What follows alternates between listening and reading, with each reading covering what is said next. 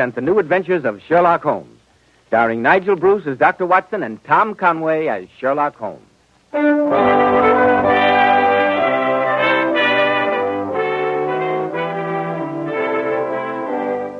Now let's drop in on Sherlock Holmes' friend and ours, Dr. Watson. Good evening, Dr. Watson. Good evening, Mr. Bell. Here you are. Come and sit down. Thank you. I trust that you'll join me in a glass of port. I think I'd better, if only to fortify myself against the horrors of the story you promised us for this evening. The adventure of the Iron Maiden, you called it. Well, yes, Mr. Bell. For your last visit of the season, I promised you one of our most macabre adventures. Now, Dr. Watson, I'm sure we're all as anxious as I am to hear the strange story of the Iron Maiden. Well, it was just before the turn of the century, and Holmes and I had brought to a successful completion a most delicate mission for the reigning family of Saxony. We were spending a day of relaxation in the picturesque old German town of Nuremberg, preparatory to a leisurely trip on the Rhine, and then back to England. As we were getting up from breakfast in our rooms in the hotel, Holmes said, "Wonderful weather, Watson. And I see you're admiring the excellent view of this quaint old town from our window." "View? Oh, yes, I suppose the view's all right." You don't sound very enthusiastic. "I'm not. You know what the trouble with Germany is, Holmes? No? What? It's full of Germans." Huh? Must be the waiter. Come in. Have I the honor of addressing Mr. Sherlock Holmes of London, England? This is Mr. Sherlock Holmes, sir. My name is Watson. Dr. Watson. Ah, yeah, Mr. Holmes, so celebrated colleague. Oh, that's very good of you. Permit me that I introduce myself, gentlemen. My name is Ferdinand Langer. Yes, Mr. Langer? My friend, the chief porter of this hotel, told me of your arrival, and I have come to beg of you if perhaps you can help me with my so difficult problem. If it is a matter for the police, Mr. Langer, I fear that I shall be unable to assist you. I have no official standing here. And besides, Dr. Watson and I will be leaving tomorrow. Ah, the police. To the police I have been, Mr. Holmes. At me they laugh. I am, how do you say, chief keeper of the fünfeckiger Turm. What? The five-cornered tower of the castle of Nuremberg. You have heard of it? Of course. And of its famous torture museum. Torture museum? That sounds distinctly unpleasant. For 35 years now I work in the tower.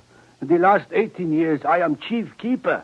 All this time there is never a complaint about me. But now, these last few weeks, the letters have started to come. Each one with more awful threatenings. Threats, Mr. Langer? Threats of what? That too old I am getting. That I should resign my position. That if I do not, something terrible will happen. Here is the latest. For yourself, you shall see, Mr. Holmes. Ah, yes. If my knowledge of German serves me, vague threats, nothing specific, quite a typical letter. From the irregularity of the handwriting, Mr. Langer, the slanting lines and certain other definite characteristics, I'd say that the writer of this letter is definitely unbalanced. Ah, so? You mean mad, Holmes? Perhaps not outwardly so, but most definitely abnormal. And from the fact that these threats are evidently designed to make you resign your position, Mr. Langer, I deduce that the author of them must be connected in some way with the affairs of the tower. Have you any suspicions? This I do not like to say, Mr. Holmes. But there is a young man, my assistant, Heinrich Schiller, who but waits to step into my shoes. He even presumes to pay court to my daughter Elsa. Oh, well, we're only young once, Mr. Langer. Oh, my daughter, I have better things in mind than this insolent young man. Oh, really? So, you two, Mr. Holmes, think Heinrich wrote these letters? You think I should have him arrested or dismissed? I think you'll require more evidence than a mere guess, Dr. Langer. But how shall I get it? Well, perhaps we might combine business with pleasure. What do you say, Watson? Suppose we have Mr. Langer show us through Nuremberg's most famous site, the five-cornered tower.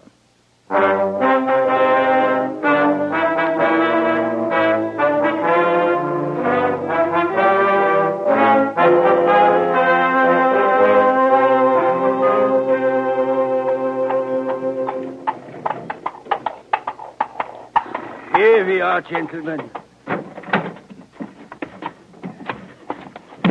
If you will just follow me through this gate here. This way, gentlemen. Just a moment, my man. Are you in charge here? Yes, madam. Then why are these people being admitted to the tower, while my friend Miss Simpson and I are kept standing about and debarred from entrance? Oh, do please be careful, Amelia. It isn't as though we were home. Nonsense. I insist upon knowing. I am sorry, madam, but the tower is not open for visitors until 11 each morning, as you will find if your Baedeker you will consult. And it is now but 10 o'clock. Then why are these two men being admitted? Because... No excuses. I'm English, my man. And in England, we believe in fair play. No favoritism. I'm sure, Mr. Lunger, that you have no objections to showing these two charming ladies through the tower with us. Oh, of course, Mr. Holmes, if you say so. I do indeed. Thank you very much, sir. Just what I should expect from a fellow Britisher. A pleasure. After you, ladies. Lead the way, Mr. Lunger.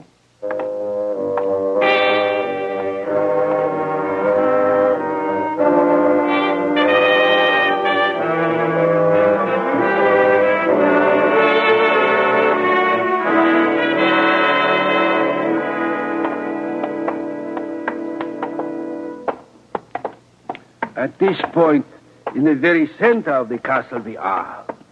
Cut from out of the solid rock, built by the prisoners from 1253 till 60 years later. 1253.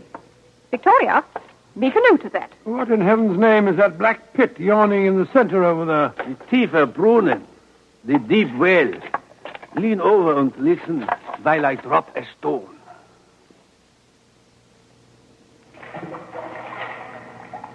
Oh, it must be almost bottomless. About 340 feet, I'd say. You have been here before, Mr. Holmes? No, I merely counted the interval from the time you dropped the stone until the splash. Oh, Amelia, down that corridor, look. That gigantic shadow. It's getting nearer. No. Control yourself, madam. It's merely somebody approaching with a torch. Good morning, Herr Langer. I did not know you were showing a party through so early. That is Heinrich, Mr. Holmes. Follow with us, Heinrich. Yes, sir. Here are the dungeon cells, where were kept the prisoners. Yes, most insanitary, I call it. Nothing but damp stone. Barbaric. Just what I should expect of foreigners. And here, the torture chamber. What are all those strange objects? Oh, at least there's a couch for the poor prisoners. Hardly that, I fear. That wheel-like object at the head of it proclaims its true purpose. Yeah, Mr. Holmes. This was the rack. On it they would tie the victim, and with the wheel they would stretch and stretch and stretch his limbs until his bones cracked. Oh, how awful. Come, Victoria. No weakness. Pleasant idea, I must say. What's that iron collar thing up there? That, Doctor, fits into that larger iron frame which over there you may see. Around the neck of a prisoner, it was snapped and locked, so that the unfortunate man neither sit nor lie down nor sleep could. Regular chamber of horrors. And there is the boot, the iron frame in which a prisoner's leg was slowly crushed, and the braziers for melting lead, and heating tongs and pincers. They are all here. And that large iron affair beneath the embrasure, that, Mr. Lunger, I assume to be your famous Iron Maiden. The Iron Maiden? It looks just like a statue. Yes, I can't say that I consider it a very beautiful one. It is a statue, madam, but a hollow one. And for good reason. I think I'd rather not hear about it. Victoria, keep a stiff upper lip. The two halves of the statue swing open, and within are many iron spikes, as in a moment you will see. Into it was placed the victim, and slowly the door upon him was closed. The maiden's kiss, the executioners called it. Imaginative bunch of fellows they must have been. A most graphic description, Mr. Lunger. Thank you. Perhaps one of the ladies would like to open the statue and see within. Oh, no, not I. Nonsense, Victoria. The ghosts of prisoners who've been dead for 500 years can't hurt you. Here, Mr. Guide. I'll open it. Good. You lift this bar here, so, and then pull open with this handle. It works rather stiffly. There. Now it's opening. Ah! Good heavens. Oh, there's something inside. The body of a woman. No, don't touch her. Mr. Holmes, the letters. Something horrible they spoke of. Now it has happened. It's unbelievable. Control yourself, Victoria. Schiller, take these two ladies out into the air. Yes, sir. Now, Yes. chin up, my dear. Chin up. Lean on me if you like, but chin up. Oh, I must say, Holmes, that's about as nasty a sight as I've ever seen. Quite so, Watson. Mr. Langer, do you recognize this woman? Never saw her before. What time yesterday did the last visitors go through? The museum is closed from 6 o'clock on, Mr. Holmes. Then the body of this unfortunate young woman must have been placed here between that time last night and the present moment. Yeah, but how I cannot understand. Now, at last, to me, the police will have to listen. Undoubtedly. And you'd best send for them at once. Dr. Watson and I will be leaving Nuremberg tomorrow morning, and the authorities will no doubt wish to take our statements. Immediately, I shall send for them. We shall wait here for their arrival. Oh, this scandal. It will wreck the museum. Mr. Holmes, you have seen Heinrich. Tell me, could he so terrible a thing have done? That, Mr. Langer, is a question we'd best leave to the police. I fetched them at once. A curious problem, Watson. The solution is, of course, obvious. Solution? This murder, you mean? Murder? There's been no murder, Watson. The devil do you mean, Holmes? With the cops literally staring us in the face from inside that revolting iron statue. If you will examine the corpse for a moment, my dear Watson, you'll notice that it exhibits no signs whatsoever of rigor. By Jove, you're right. But what on earth does it mean? Simply that this poor woman was dead long before her body was put into the Iron Maiden. I've no doubt that the police will quickly be able to establish that a corpse is missing from the morgue or one of the local hospitals. But, Holmes, what can be the purpose of so fiendish and so horrible a plot? I hardly expect you to tell me it's merely a practical joke. Far from it. Madness lay at the bottom of those letters that Langer showed us. And madness placed this body within the statue. But the difficulty, Watson, will be to reveal the madman behind these acts.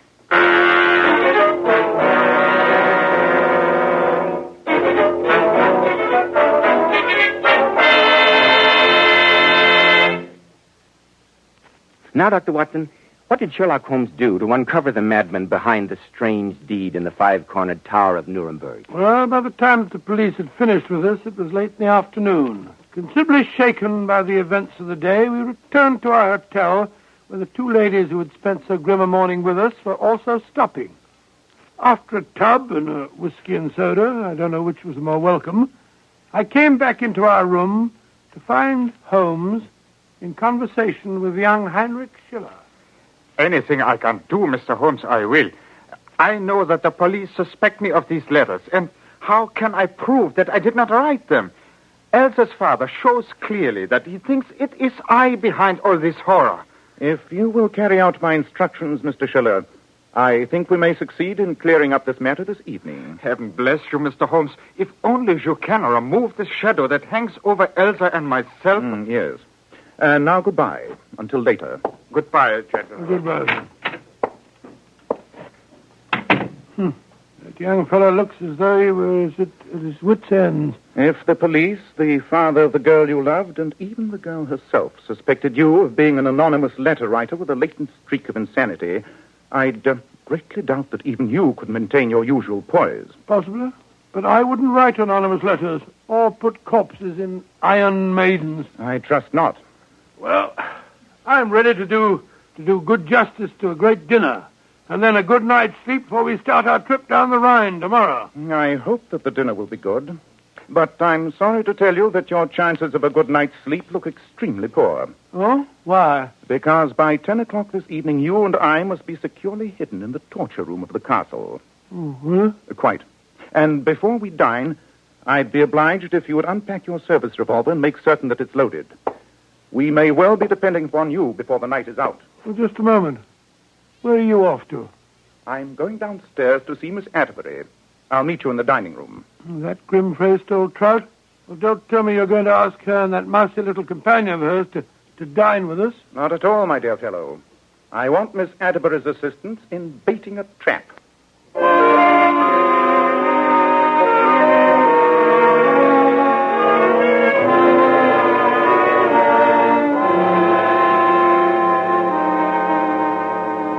So So there, Miss Atterbury, you have a frank statement of my problem. I understand, Mr. Holmes. The difficulty, you see, is that although the man in question is undoubtedly as mad as a hatter, there's no way in the world by which I can prove it.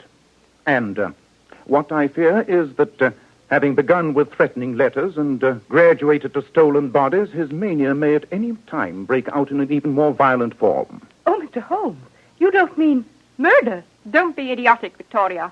Of course, Mr. Holmes means murder. Oh. If you are willing to take the risk, Miss Atterbury, it is my belief that a sudden and violent shock may serve to bring his madness into the open. But I'll not disguise from you the fact that, although Dr. Watson and I will take every precaution, you may still be running a considerable personal risk. Don't do it, Amelia. This is no concern of yours. Think what the dear vicar would say. The vicar would probably faint. I, however, am made of sterner stuff. Mr. Holmes, I shall be glad to assist you to the best of my ability. Capital. Then I shall see you at about 11 o'clock tonight, Miss Atterbury. Although you will not see us.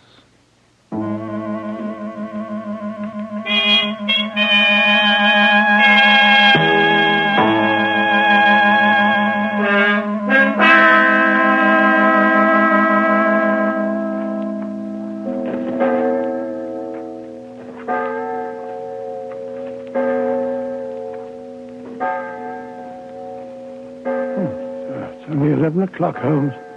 I feel as though we'd been here most of the night. Cold dampness of this infernal torture chamber is like a breath from a tomb. I only hope, Watson, that my estimate of our man's psychology has been accurate. I'd hate to think that I'd put Miss Atterbury into jeopardy unnecessarily. Well, she looked to me the sort of female who could take care of herself if she were charged by a mad elephant. Nothing wrong with her courage, though. There are not many women who would... Listen. You hear that, Watson? Yes. I hear them. Now you understand why I point to the hour of 11. The moon has risen, and enough of her light comes through that narrow embrasure so that you can shoot straight if the need arises. I have my revolver ready, Holmes. Be in readiness for anything, Watson. Once they're in this room, we shan't be able to make the slightest sound. Right you are. You are sure, Miss Atterbury, that no one knows about this visit? No, I made a point of telling nobody. Good. Only because you have shown such great interest and been so understanding would I, through the tower, show you at night when the museum is closed. It's too good of you, my dear Mr. Langer. And I can't tell you how much I appreciate it. But I did so want to see it by moonlight. When I get back to England, I know I shall be the envy of all my friends.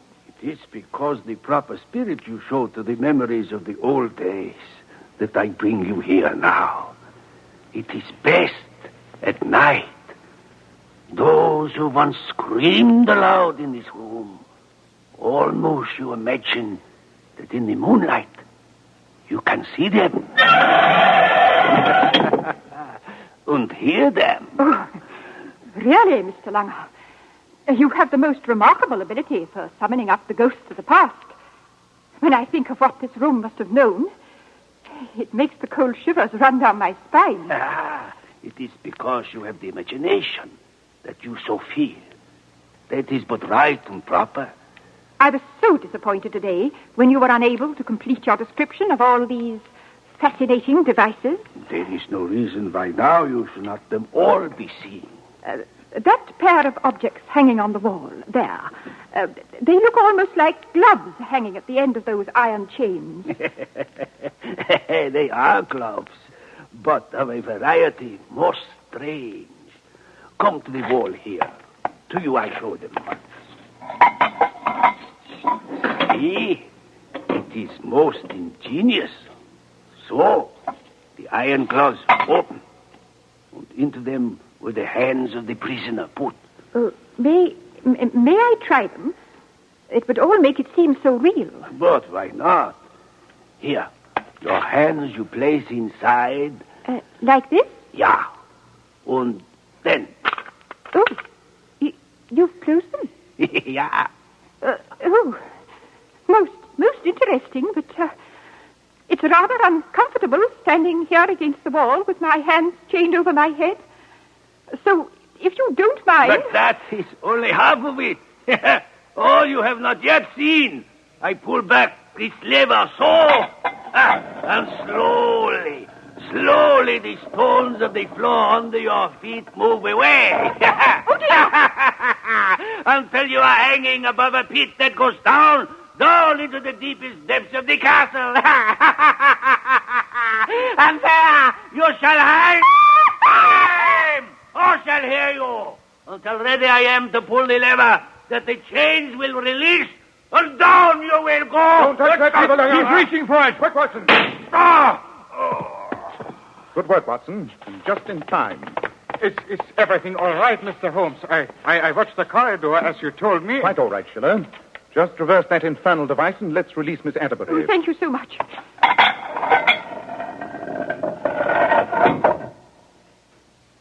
Are you all right, Miss Atterbury? Quite. Although it was not an experience I should care to repeat. I can well believe that. But there's nothing wrong with your courage, madam. I believe I'd like a cup of tea. Well, we'd better get this fellow to the hospital, Holmes. I got him through the shoulder. Nothing fatal, but he's losing a lot of blood. Well, I will carry him, Mr. Holmes. I will take him to the hospital. Go ahead, Miss Atterbury. Oh, thank I'll you. hold the torch. I realized, Holmes, that the man was mad. That a trap you set finally brought his madness out into the open, but... It was the only way, Watson. A long shot, but a successful one. I can't understand what Langer was attempting to gain. I imagine, Watson, that his mind had become twisted by his many years among his gruesome exhibits of the past. And his hatred of young Schiller, both as a prospective son-in-law and as a successor to his own position, must have hatched this mad plot. Well, it all ended well due to your foresight, Holmes, and to your pluck, Miss Atterbury. Very good show, I must say. It was a pleasure. Tell me, Dr. Watson, I believe that Mr. Holmes said that you and he are leaving tomorrow morning for a trip down the Rhine before your return to England. You are not by any chance going aboard the steamer Earl Kearney, are you? Yes, we are. Oh, how very fortunate. Miss Simpson and I are going on the same boat. So we shall all be shipmates for a delightful week. Oh, yes. Delightful. Are you a bachelor, Dr. Watson? A bachelor? Yes, I am. The Rhine scenery, they say, is most romantic. Yes, so I've heard. Just a moment, Holmes. Yes, Watson? My shoelace has come undone. You go on ahead, Miss Atterbury. We'll catch up with you in a minute. All right. Don't be long. I say, Holmes, you take her back to the hotel. I got something else to do. Going to change our tickets, Watson? Huh? How'd you know? I thought you might be thinking of giving up the Rhine trip and getting out of Germany by the fastest train. A brilliant deduction, Holmes. Elementary, my dear Watson. Elementary.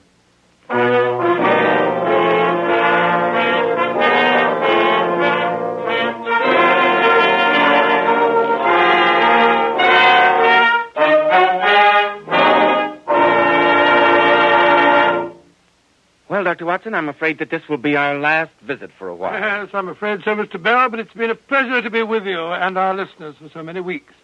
And I hope you've enjoyed hearing my stories of the adventures of Sherlock Holmes as much as I have telling them. I think I speak for all of us when I say that we certainly have. Oh, thank you, Mr. Bell. You know, Dr. Watson, beginning 1 week from today, Kreml will present a new series of programs featuring Eddie Duchin, to be heard Monday, Wednesday, and Friday afternoons over most of these ABC stations.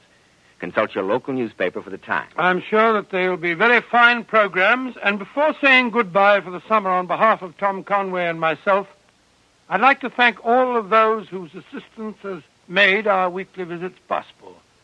Claire Wiedener of the American Broadcasting Company, Carl Hefferman, our engineer, Bill Verdier and Vic Livoti, who so capably furnished our sound effects, Shirley Wilson, our charming script girl, Alex Steinert, who composed and conducted the music, Dennis Green and Anthony Boucher, Edith Miser, and Leonard Lee, who wrote the dramatizations, and last but not least, our producer and our director, Tom McKnight.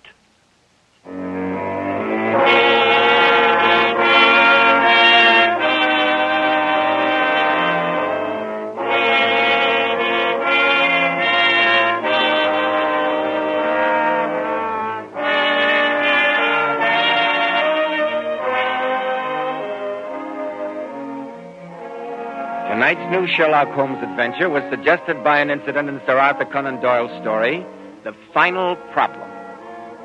Nigel Bruce appeared by permission of Universal International Pictures. Tom Conway through the courtesy of Eagle Lion Pictures.